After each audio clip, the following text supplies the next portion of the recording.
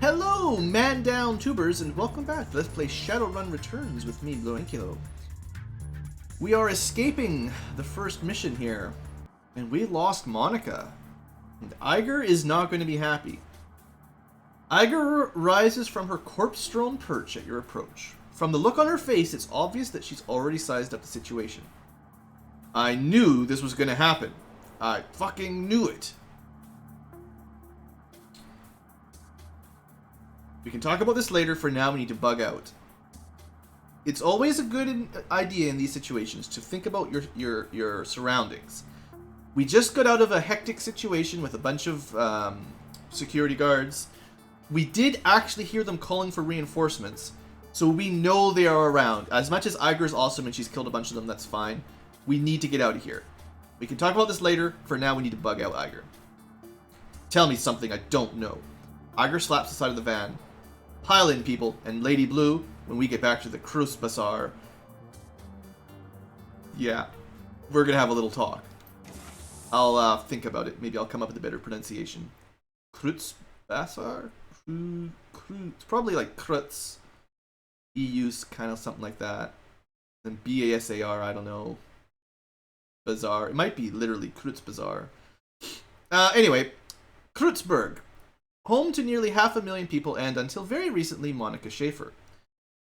Once a melting pot of cultural diversity, it's now a chaotic mess of wealth and poverty, crime and commerce, anarchy and control. It's also home to your own little slice of Berlin, a neighborhood that locals call the Krutz Bazaar. I'll just call it that for now. Seems fair. A safe port in the eye of a storm. The ride back to the Krutz Bazaar is quiet. No one is talking in a talking mood. As the van veers past potholes and garbage piles, the glare of streetlights and neon signs plays across your window, painting the world a kaleidoscope of garish colors. Soon, the van rounds a corner and skids to a halt in a narrow, crumbling alley. This is as far as Berlin's chaotic streets will take you. Your team wordlessly debarks the vehicle and climbs down into a disused section of the U-Bahn tunnel system. A well-kept secret, providing your team safe passage into the Krutz Bazaar. Your safe house awaits on the other side. At least we have a safe house. Well, that was fun, guys. Let's go inside. Can I see, just while I'm here... Oh, Iger, yeah. So we haven't actually seen Iger's stats yet. This is the first time this has come up. So she is a troll, in fact. She's got a little bit of biotech, but she's mostly going to be our shotgun rifle shooter person. Assuming she doesn't leave us. That's cool. She's probably good at throwing grenades too, I bet. Let's see what she got equipped. Oops. Nothing at the moment. Well, I'm sure that will change soon enough. She does have cyber legs and cyber eyes. That's fun. So, yeah, we'll figure out what she's... I mean, you know what she's good at, but we'll see what she's equipped with later on, I suppose. Or she'll just turn on us and kill us right now. Home sweet home, I guess. I'm a ladder. Amazing security system. So, we meet Paul. You step inside, and the squalor of the disused U-Bahn tunnel gives way to the warmth of your safe house. A man waits inside, silhouetted against the dim fluorescent lighting. Something bad has happened, hasn't it? He steps forward, revealing a pale and expressionless face. Light glinting off of steel-rimmed glasses. Paul Amsel, your team's fixer and landlord. Part dealmaker, part information broker. One of the most well-connected men in Berlin. His eyes sweep across the team as he takes it all in. The grim faces, the hard stares, Iger's fury, Monika's absence. I had a feeling. How did she... His face has gone ashen. He swallows, takes a moment to chew on his words before spitting them out. How did it happen? Wish I had some decking. The run was a setup. 1 minute she was cracking the safe, the next she was on the ground screaming. I've seen Monika hit blah blah. I've seen Monika hit black IC before. This was something worse. Blurry nods, her motions robotic. and spare. She is very nearly a cyber robot, I guess. Monika died of a biofeedback-induced stroke. That's right. Iger thrusts a gloved finger into your chest. And this idiot stood by and let it happen.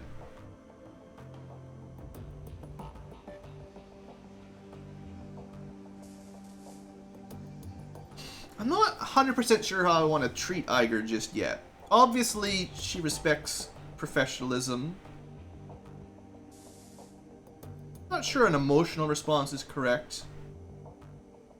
Poke me again, I dare you. She may just immediately crush our head.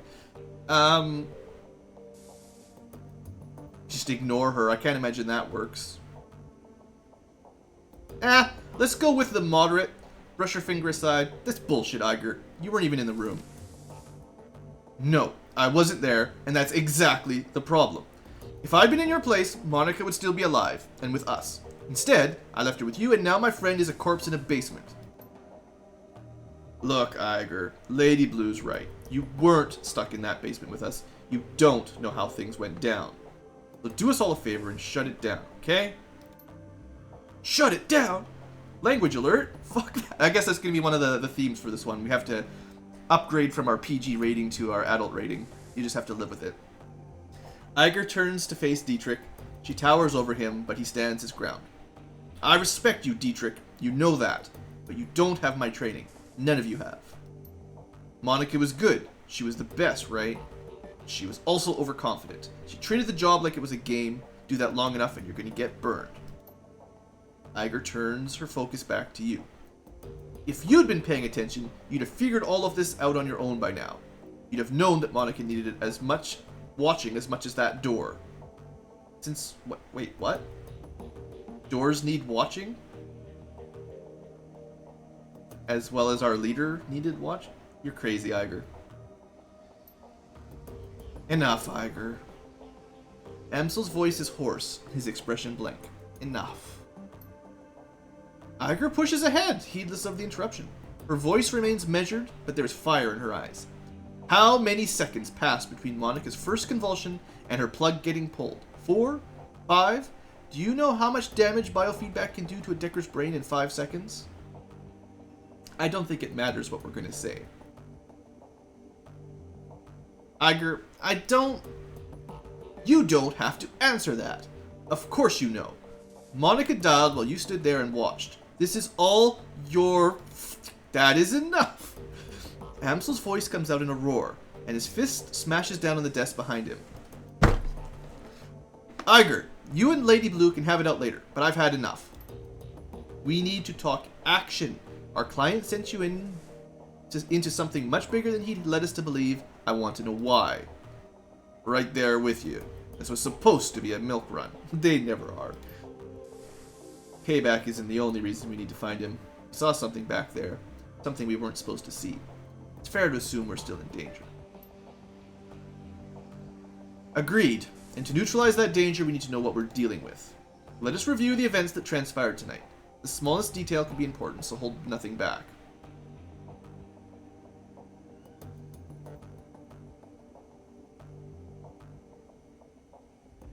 Well, I guess we'll start from the beginning. The estate was just a front for whatever was going on in that basement. That much is clear. It wasn't a minor enterprise either. That facility took serious funds to build. And time. There was more to it than we saw. Places like that don't spring up overnight. And all in secret. The owners, whoever they may be, were none too pleased by your escape, I'm sure. What else did you find? After everything went to hell, we were confronted by an orc in military-grade armor. He appeared to be head of security. That is not much to go on. Do any details about this orc come to mind? Any distinguishing features that I could look into? He was an older guy, for one. From the sound of his voice, I'm guessing mid to late 40s. Pretty old for an orc. And he'd had skin grafts. Most of his face looked like replacement material. If the grafts came from a legitimate hospital, there may be medical records. That is something. I will see what I can find out. Did you note anything else during that run that may be of value? Didn't I hack a computer on the first floor? Maybe Monika held on to that and then we lost it. Monika lived long enough to stay unnamed. Fürschwingi. She fought hard to tell us. It must be important. Ansel seems taken aback. He pauses for a moment before responding. The Fire Wing? This is unexpected. You'll have to forgive me. This brings back many unpleasant memories. The Fire Wing? The most terrible of the great dragons. Oh, good. There are those who would disagree, but they never experienced the terror of living in her shadow. Glances at Glory. You're far too young to remember her, of course, but for Germans of my generation, the name for Schwingi is synonymous with chaos, destruction, and death. Für Schwinge. Probably saying it totally wrong and making fun of their history. The dragons of today are subtle creatures, full of patience and guile. For Schwingi was not. After all, after her awakening, she went on a 4-month rampage that claimed tens of thousands of lives. Amsel takes a deep breath, slowly releases it. There is a haunted look in his eyes. Those were dark days. Countless men, women, and children were slaughtered, roasted alive in their homes by a creature of legend. No hope for salvation, and no end in sight. It was a horror that you cannot begin to understand. What stopped her? I can't imagine a rampaging dragon would just go away on its own. Yeah, I mean, keep in mind, guys, dragons in Shadowrun are pretty serious. Eventually, the Fire Wing was brought down by a man named Dr. Adrian Vauclair. Well, with the help of the Luftwaffe, of course. But it was experimental weapons designed by Dr. Vauclair that finally pierced her hide. She fell in a hail of bullets and rocket fire and crashed down in the radioactive wasteland of the SOX. That event was called the Dragonfall. Probably has no relation to the plot of the game we're playing. Safe at last from the dragon's wrath, Germany celebrated Vauclair as a hero. Our own Siegfried, a modern-day dragon slayer. My own family practically worshipped the man. If the Dragonfall was an important event, as you make it out to be, I'm surprised that I've never heard of it. Those early years of the Awakening were traumatic, Iger, not only on a national level, but on a global scale. New species of awakened animals were being discovered daily. Within 2 years of the Dragonfall, the active use of magic had returned to the world, a new source of terror for a bewildered public. And in 2021, the sudden emergence of orcs and trolls gave rise to yet another wave of global panic. In light of such turmoil, is it any surprise that Dr. Vauclair and the Firewing were forgotten? Dragons were yesterday's news. Again, all of this happened decades ago. To the best of my knowledge, the story of Fürschwingi is a bit of historical trivia and nothing more. Alright, so Monika spent her dying breath trying to tell us about a long-dead dragon. Iger sweeps her eyes across the group, searching for a glimmer of insight. Finally, she gives up. Any ideas as to why? Amsel's voice trembles with frustration. No, it doesn't make any sense to me. It doesn't make any more sense to me than it does to you. The Dragonfall is ancient history. Fürschwingi has been dead and gone for 42 years. But there's one thing that I do know. Whatever Monika saw, whatever she was trying to tell us, it was important. He visibly struggles to calm himself, takes a deep breath, and slowly releases it. I will look into this, and I will find answers. In the meantime, did you turn up anything else of value? I did! We hacked that computer for information. That's all we got. It's not much. Ansel nods, his face is drawn and haggard. It is thin, I agree. A basement, a middle-aged orc with skin grafts, and a long-forgotten world event.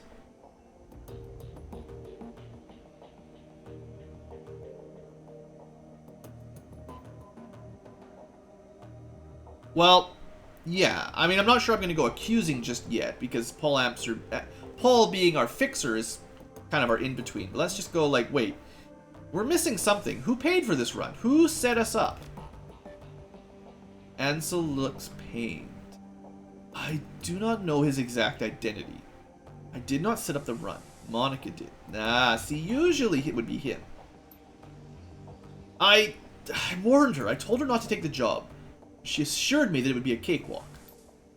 Monika was approached recently by a man who calls himself Green Winters. He used to be a prominent activist in the F-State political scene. I never much liked the man, and I certainly never trusted him. But Monika, she would do anything for her cause. Anything for the Flux State. Winters swore that the data he was after was crucial to ensuring the future stability of the Flux.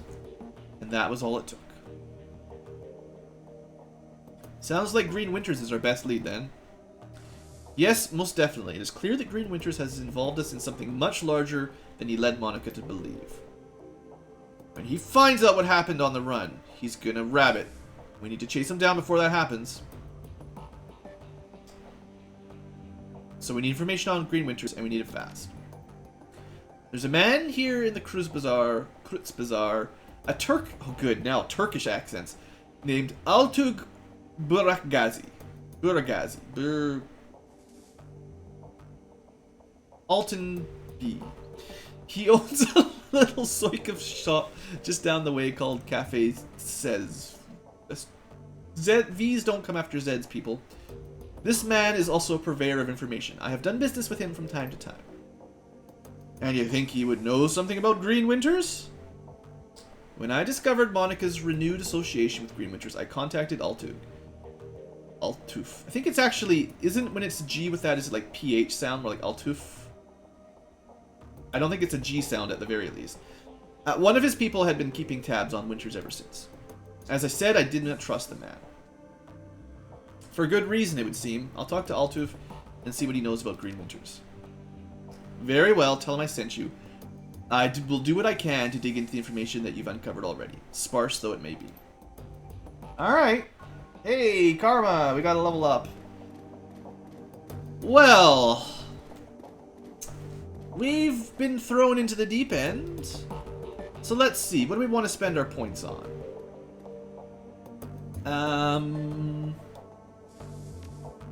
This one. This is the primary goal here. I want 2 spirits at a time. Wait, didn't actually click it. Confirmed nothing! Spirits! Yes, give me all of your spirits. I'll probably want more spells as well as we... Like, I have a feeling I'm not going to put any points into spirit control. We're just going to go spirit summoning and conjuring. And I don't even know if more points into spirit summoning does much. It probably makes the spirit stronger. I'll have to look it up to see exactly what spirit summoning does in this game. But if it doesn't make my spirit stronger... No, okay, I bet you there's going to be requirements for the fetishes for what spirits you can... Like, what level of spirits you can summon based on this skill. I bet you that's it. But I will definitely want conjuring to go up so that we can cast better haste spells at the very least. And then after that, I might consider a little bit of spell casting. We'll see. Because, yeah, remember these things? These things, I bet you, have a minimum spirit summoning requirement. That would make sense. Alright, well, Paul, any other things to discuss? Lady Blue. Amsel peers at you apprehensively, his eyes bloodshot, his expression grim. You're getting information. No, I haven't even left yet. You should know that I haven't even left the building. Alright, well, Dietrich, you seem to be pretty friendly. Also, there's a puppy. Dietrich turns his head at your approach. His aging face is traced with a network of faint scars, the legacy of too many fights over too many years.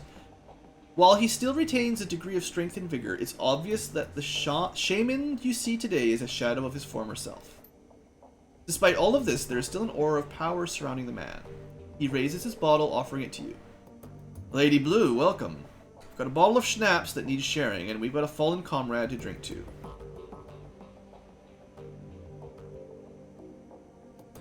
To Monika. Prost. The liquor in the bottle is crystal clear, and as you raise it, you catch an intoxicating whiff of cloves and caramel. It tastes of sweet corn and walnuts, with a lingering aftertaste of buttery toffee. You swallow a swig and return the bottle to Dietrich's outstretched hand. He takes a long pull in the bottle and locks eyes with you. Let me ask you a question, Lady Blue. What made you choose to come to Berlin?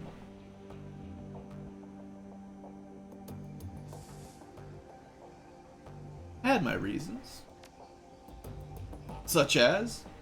Come on, boss. I'm just trying to figure out who I'm working for here. I think I deserve to know that much. I don't think there's any canonical answer here. I can probably just make it up as I want.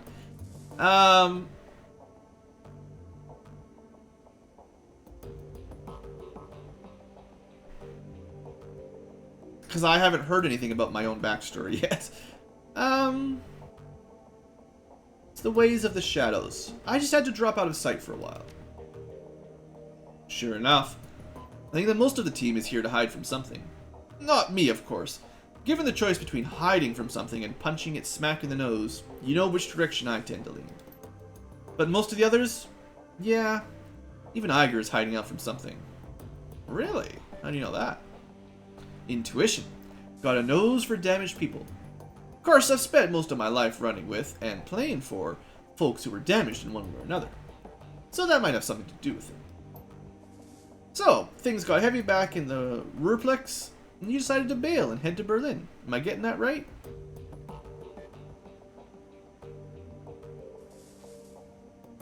More or less. There wasn't much left for me in the Ruhrplex, and Monika made me a hell of an offer. Ah, yes, Monika. Dietrich raises his bottle again, then closes his eyes and takes a long drink. After the moment has passed, he returns his attention to you. It all comes back to our girl, doesn't it? So let me ask you, just what was your relationship with Monika anyway? I know that you two knew each other way back. She was pretty coy about these things. We're treading into dangerously personal territory here.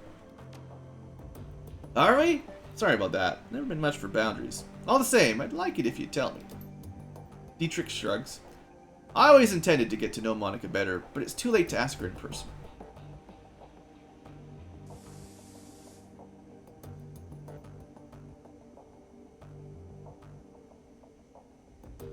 I knew Monika well enough to know what you mean. She did have a mysterious way about her. So, what was the deal between the two of you? Don't leave me in suspense.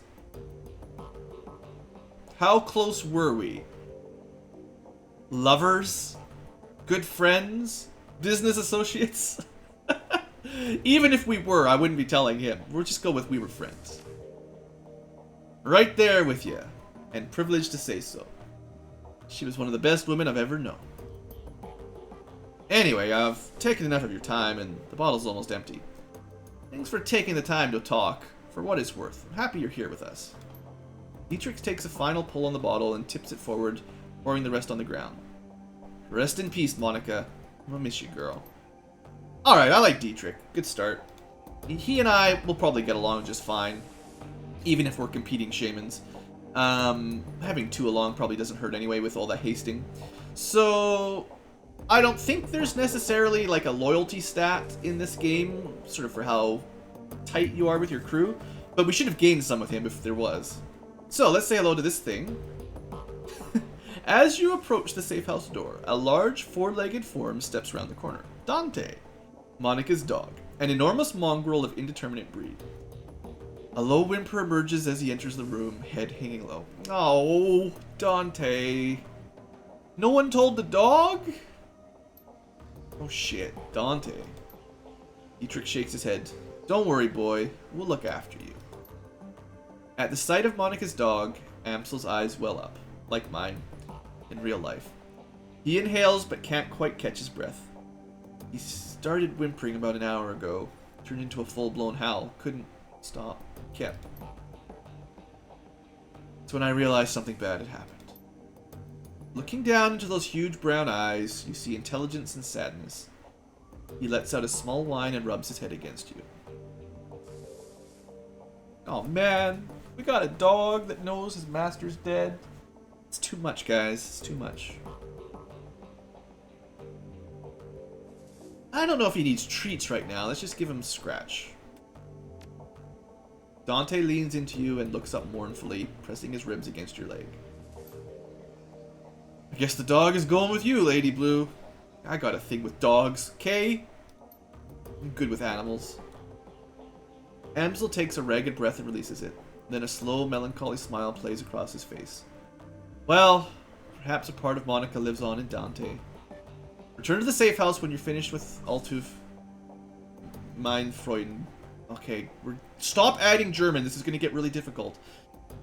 With a little luck, he can help us locate Green Winters, and we can get to the bottom of this.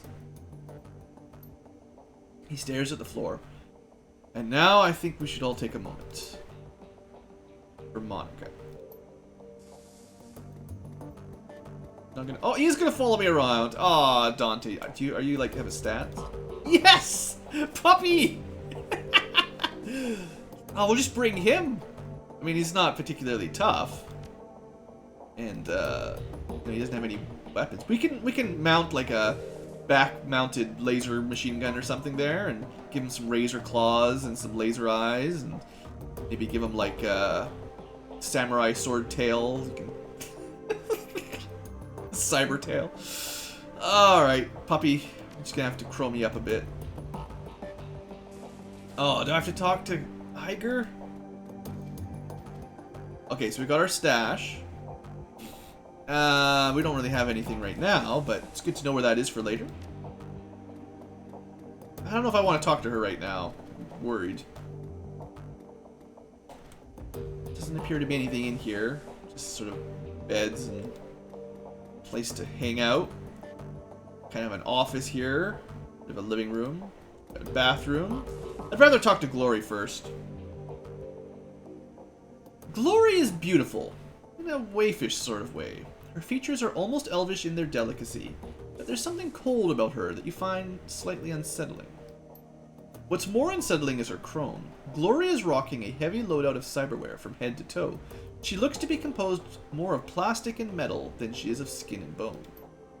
In the shadows, individuals such as this are anything but uncommon, but Glory's cyberware is first generation, all of it. Bulky, invasive, practically museum pieces. This chrome was obsolete well before she was born. Lady Blue. Glory shifts her eyes to gaze at you, but her expression is cool and placid as always. Can I help you? Oh man. Astral perception? Go! Without shifting your attention away from Glory, you allow your consciousness to partially slip into the astral plane. As your third eye opens to the hidden world around you, you feel the familiar tingle of dormant senses awakening. The room that you're standing in slowly shifts to match its true nature, a lifeless expanse of gray, ugly, and cold. Your own body, however, explodes into a swirling chaos of scintillating color. Magic! As the astral plane shimmers into view, you focus on Glory. You can still see her with your corporeal vision, her delicate frame, the bulky cyberware that breaks her silhouette, the faraway look in her eyes. But laid over the top of her physical body, there's a slight shimmer, her aura, damaged though it may be. The chrome that Glory is sporting has really done a number on her. Whatever she may have been before she went under the knife, her aura is now reminiscent of the room she's standing in. A cold, dead thing, mockingly sculpted into a facsimile of life. Somewhere within that mutilated aura, a shred of humanity awaits, but finding it isn't going to be easy.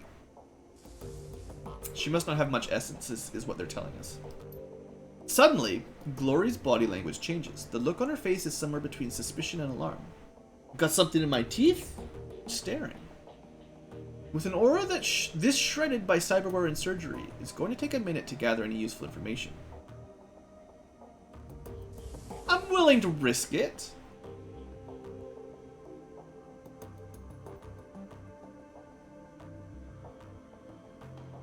She looks like the private person, and if you ask her, like if you try to tell her you're prying, she probably wouldn't like it. So let's keep this on the down low. I didn't want to say anything, but yeah, did you have salad for lunch? I can't be sure, but looks like kale. I'm very charismatic, so totally she'll believe me. You're playing with me. I don't like being played with. Didn't work. Glory stares at you for a hard second, then turns her head away.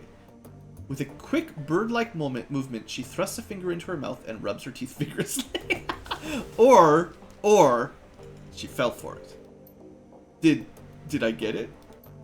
As Glory speaks, you continue to focus, sifting through the void left by her vintage chrome to find tatters of the original essence. Finally, you catch a glimpse of color, a flash of her true self, and behind it, something else. In a reflexive panic, your third eye slams shut, The hidden world of the astral plane disappears from view, but an afterimage of what you saw remains, twisting in your mind. Glory is, or was, magically active. The shred of her essence that flitted past your vision left you sure of it. What's more, you'd wager that she had real power once. Terrifying power, of a sort you can only guess at. All of this was surprising, but it was what you saw behind the aura that chilled you to the core. There was something connected to Glory's essence, a metaphysical tether stitched into the fabric of her soul. It reminded you of a leash. You can't say for sure what was holding the other end, but whatever it was enormous and ancient and cruel. And you can't shake the feeling that, as you looked into it, it stared back at you. So let's just stop for a second, guys. If Monika was magically attuned at one point, very powerful in fact, and some other creature leashed and was controlling her due to via some other magical power. I don't know all the magic stuff. I'm just a shaman, you know, I don't know all the willpowery stuff. The what do they call it? Hematim. There's a name for other types of magic besides conjuring. Whatever. Maybe that's why she got chromed out, because it would reduce the influence of whatever magical creature was holding sway on her. Trembling, you find yourself back in the mundane world. Glory is still staring at you, her neutral expression ever so slightly tinged with annoyance. Well, I have a feeling she kind of knows what we're up to. Alright, let's just come clean. I know she probably won't like us prying, but this is kind of important, I feel. So we need to talk about what I saw in your aura, Glory. I knew this would happen. Look, my aura is my own business and none of yours, understand?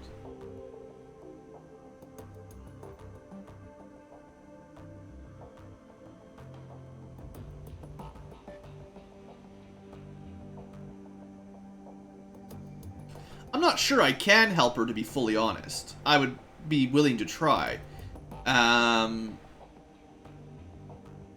Her aura is her own business, she's correct.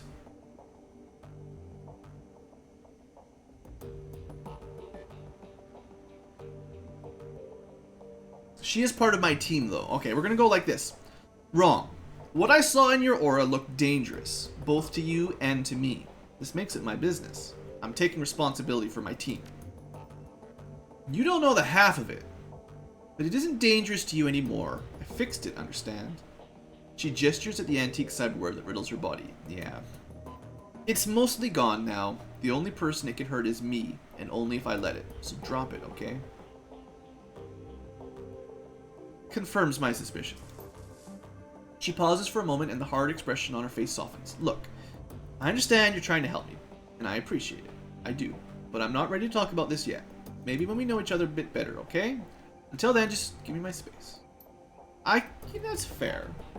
There was other things to talk to her about, but she did just ask us to leave, so, okay. We gathered some information. I think that was worth it. Alright, Iger, I guess we'll give this a shot. Iger glares at you, and you can taste the bile in her stare. She clearly still blames you for Monika's death. Something I can do for you, fearless leader?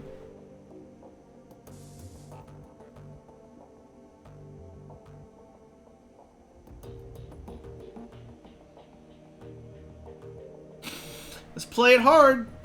Yeah, you can apologize for that little outburst you had in front of Paul and the rest of the team. She replies through clenched teeth. You want to step away from me, Lady Blue, right now.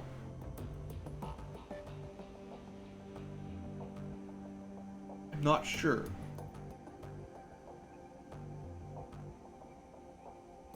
Alright, let's do it, guys. No, actually I don't, unless you intend to make me leave. It's tempting, Lady Blue. It's really fucking tempting. But no, I won't hurt you. Not unless you give me reason to. You're wrong about me, Iger. I intend to prove it. She stares at you for a moment and looks away. Best of luck with that, Lady Blue. Now please, leave me alone. Not just yet. We need to talk about Monika. Not right now. We don't. Don't push me on this, Lady Blue. One of these days, we're gonna hash this out. You can talk all you like about this clusterfuck that killed one of my best friends, but it won't be today. That went better than I expected. You know, we didn't get our heads smashed in. We stood our ground. We gotta be a leader. We can't let our team push us around. Oh, good. Nur for Mitbiter. Mitbiter. What does this mean? Not for public or something like that? Maybe? Not for passage? Some kind of word like that, I would expect. Well, I guess we have next section. We'll have to go to the streets. So I'll save that for the next episode. We've had our little chat with our friends in our safe house. And now we're going to head forward to go talk to, well, see if we can find Green Winters by talking to some more sort of information brokers and whatnot. Besides, I'm pretty sure there's some stuff to explore on the other side. We'll get to visit our little town in the Fruits Bazaar, whatever they called it. I'll figure it out one of these days. Thanks for watching, folks. Hope you have enjoyed, and have a great